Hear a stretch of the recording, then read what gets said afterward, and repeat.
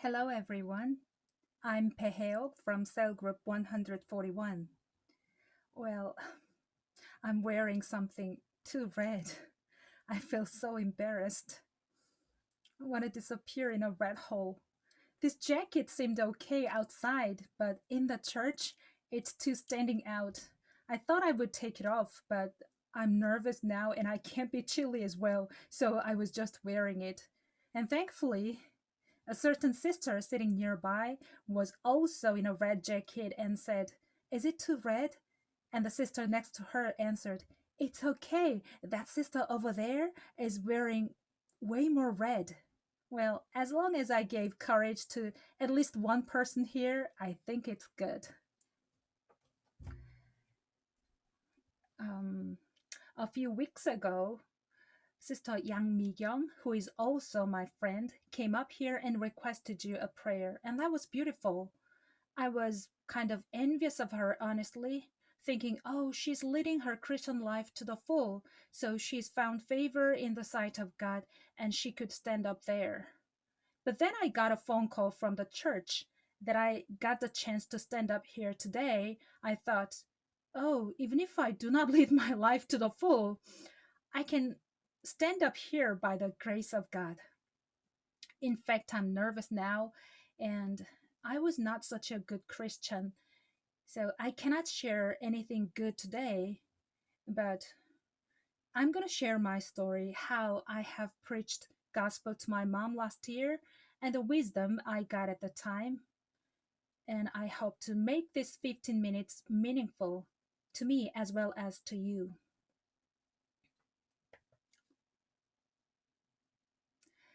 As a matter of fact,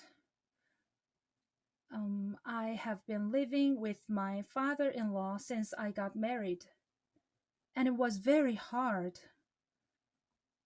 As much as it can't be expressed with the word hard, I've been living in agony.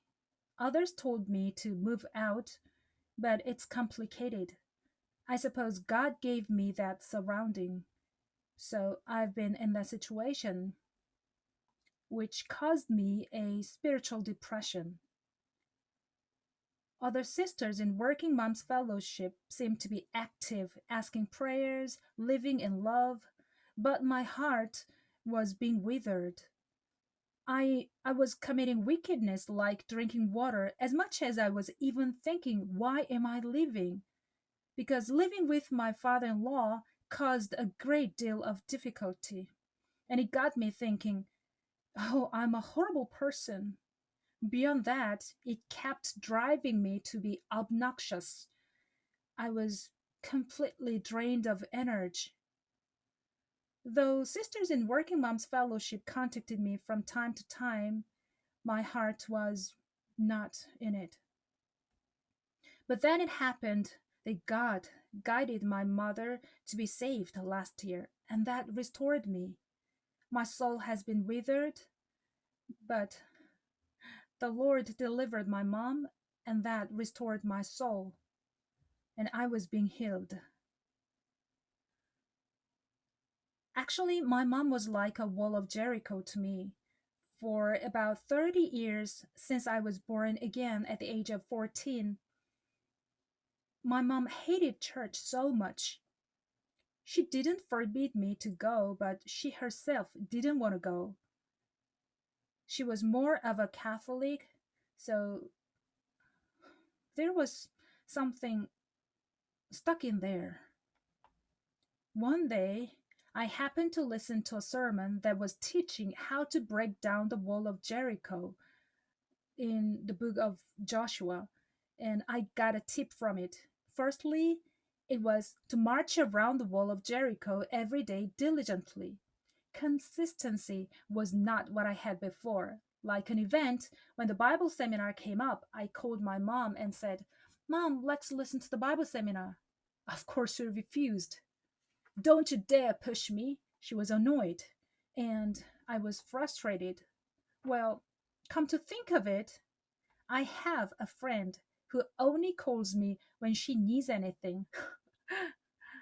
Never stay in touch at other times. When she calls me, I figured, oh, she needs something. Well, it was a bit off putting. And I was doing the same thing. I never contacted my mom, being busy managing my life, and then called her only when the seminar came up.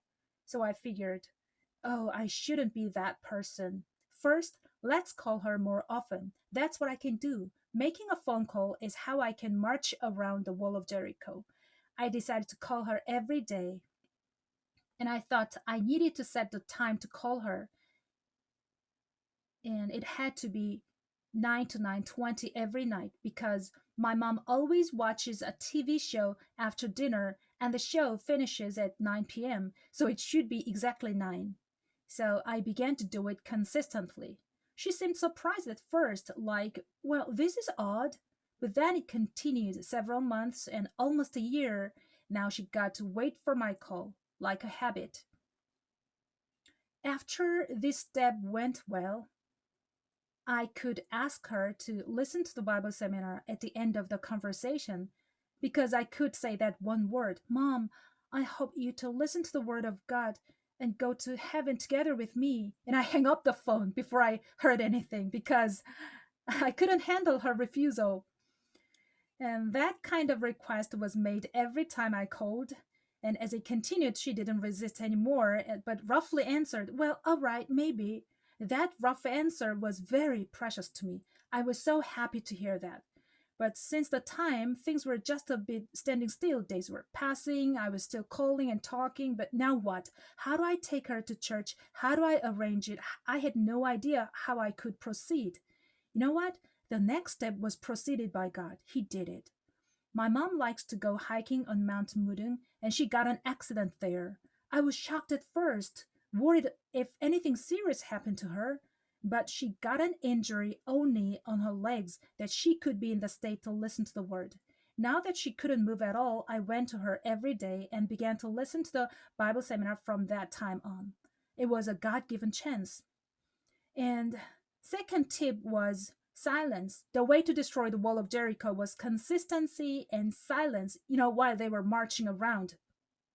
Silence.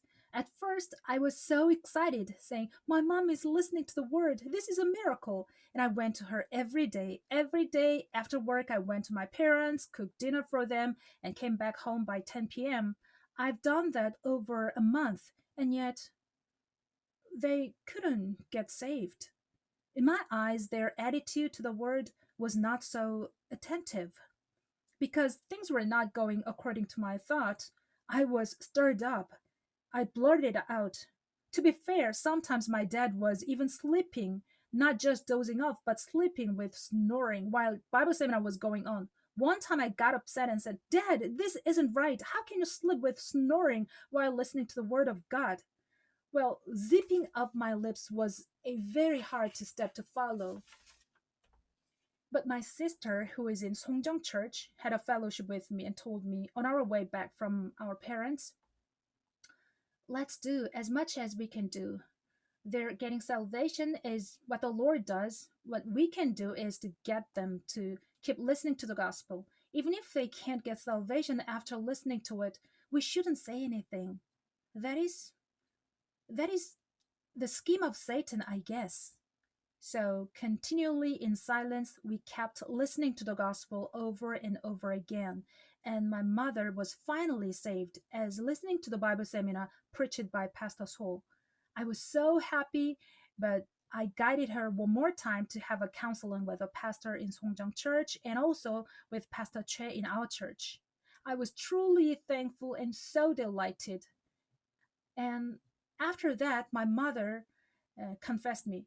To tell you the truth, there was a lot of disturbance while I was listening to the Bible seminar. Your aunt, she's kind of a deaconess in a church, she said, your daughter's church is a heresy. You shouldn't go there. Come to my church. Well, that was what my aunt said to my mom. And my mom said to me, when I see you, you are a bit sloppy, but your husband, she is not the person to fall for a cult. He's reliable. I thought I could trust the church where your husband was attending. That's why I continued to listen to the seminar. Honestly, there was a time that I regretted my marriage. Tormented by living with my father in law, I sighed, why? It sucks. But then I heard my mother's testimony and it was so grateful. I married well, and the father in law who bore my husband looked so endearing. The issues in my heart were all resolved. What will be there to be unforgiven now that my mother was saved, thanks to him? When it was all resolved, I could truly give thanks to him. Now it's just beginning. My mom got saved last year. She should have been rooted deeply in the fellowship, but owing to the COVID situation, she couldn't abide in the fellowship, and many hindrances came. In case of my dad, since he's fixated on Catholic so much, there are tons of works to do. But like marching around Jericho, consistently and silently, I'm going to proceed, trusting in God. And I want to say thank you to my Lord that He gave this chance to share my story. Please pray for my mom that she may prove herself a Christian as abiding in the fellowship, and also for my dad that he may obtain salvation someday. Thank you very much.